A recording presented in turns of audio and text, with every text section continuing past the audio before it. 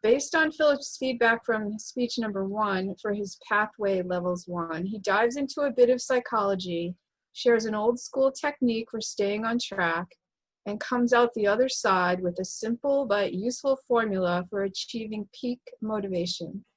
Let's welcome Philip Pape with his speech, Goldilocks and Paperclips, How to Reach Peak Motivation. Philip Pape. Thank you, Madam Toastmaster, fellow Toastmasters. Show of hands.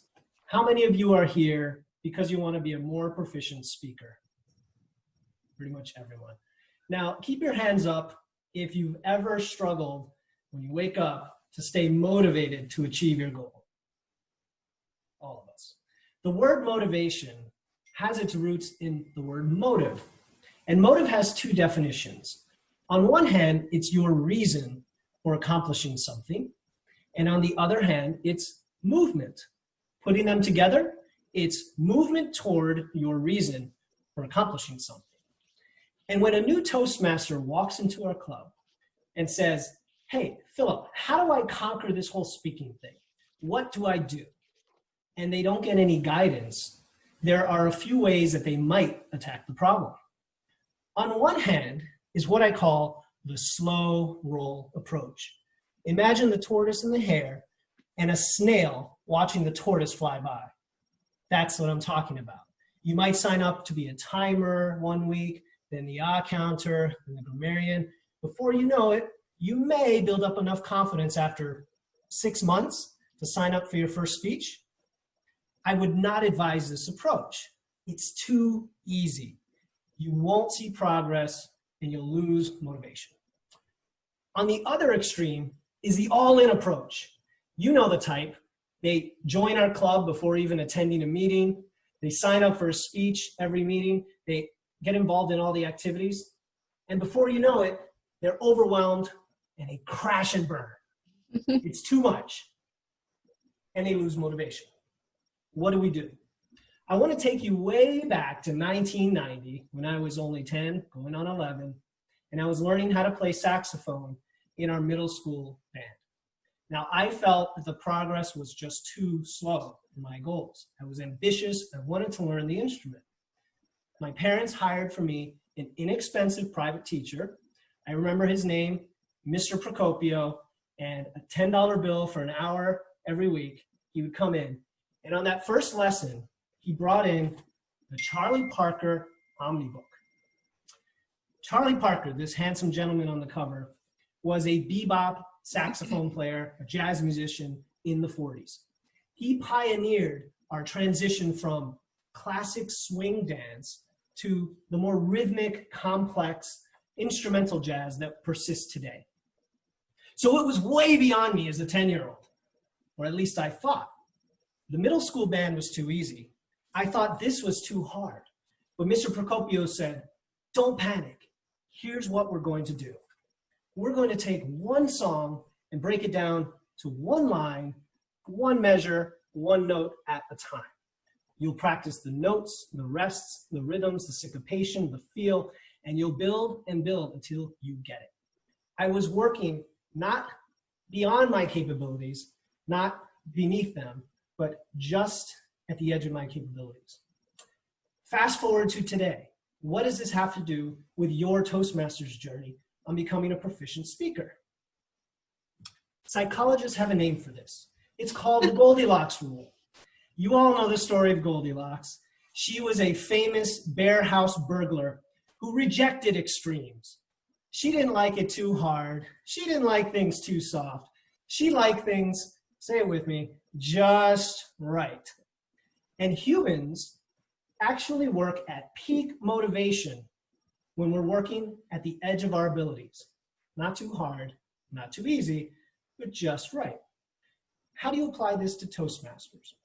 Here's what I want you to do. I want you to pick a cadence for your speeches. That is, how often will you sign up this afternoon on Kate's agenda for your speech? Okay? Once every 6 months? Too easy. Once every meeting? Perhaps too ambitious. Somewhere in between, maybe every third meeting that works for you, that's just right. And then I want you to decide how many minutes every day you will work on accomplishing this goal. Is it 5 minutes? Too easy.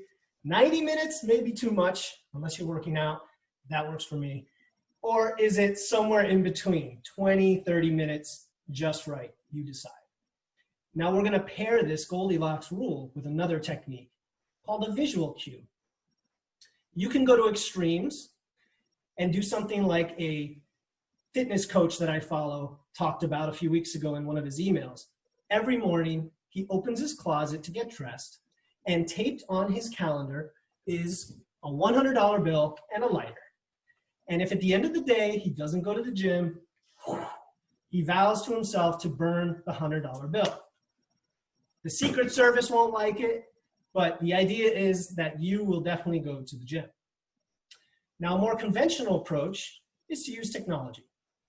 However, I just watched The Social Dilemma on Netflix, and I'm just about ready to throw this in the garbage. I don't want any more notifications. I don't know about you. So there's an old school approach I came across, and it's called the paperclip jars. Now, I know these are brandy snifters, but if you've got a mason jar or glass bowls, those will work as well. And the way this works is you have paper clips in one jar and an empty jar. And the paper clips represent a unit of your daily ritual. For Toastmasters, you could have one paper clip per minute or one paper clip per every 5 minutes, whatever works for you. And as you practice throughout the day, you're moving the paper clips from one jar to another until the entire jar is empty here and full over here. Now, this accomplishes 3 things that are highly effective for motivating you. First, it creates an environmental nudge. This thing is visceral. It's in the environment, staring you in the face every day. Even your phone is hidden. This is not. It encourages you to get off your butt and get moving. Second, it creates motivation because we as humans love to hoard, to possess, to see things grow, like points, thermometers, progress bars. And as it gets bigger and bigger, we want to keep going until it's done.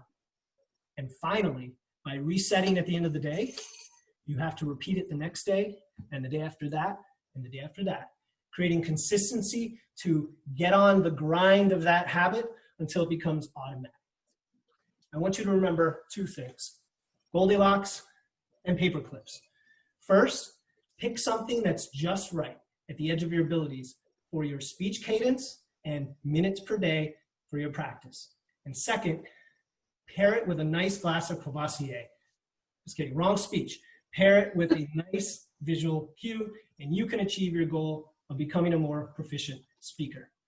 Thank you, Madam Toastmaster. Wow. Thank you so much, Philip. That was really fascinating and very, very useful for me personally. Not just for Toastmasters, but I'm actually trying to learn French right now. I'm taking a college class first semester in French, so the techniques that you just shared will be really helpful for me personally as I struggle to learn French also. So thank you again.